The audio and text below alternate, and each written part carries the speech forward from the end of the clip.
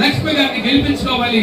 Telugu Desam party గెలిస్తేనే బడుగు బలహీన వర్గాల సంక్షేమం. ఎందుకంటే ఈ 5 సంవత్సరాలు బలహీన వర్గాలకి మొండి చేయి చూపించబడింది. ఒక్క కార్పొరేషన్ లోన్ లేదు.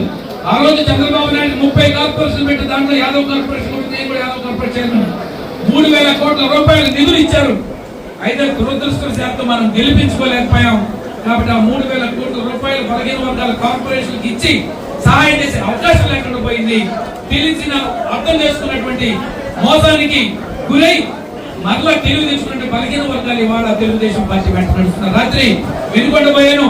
జై హో బీసీ సదస్సుకి వేలాది జనం, ఎక్కడ చూసిన జనం, తండోపతండాలుగా వచ్చినటువంటి జనం. అందుకే సోదరులారా 50% ఉన్నటువంటి బలహీన వర్గాలు ఏ పార్టీ పక్క ఉంటే ఆ పార్టీ గెలుస్తుంది. ఈ రాష్ట్రంలో బలహీన వర్గాలు తెలుగుదేశం వెంట నడవాలనుకుంటున్నారు.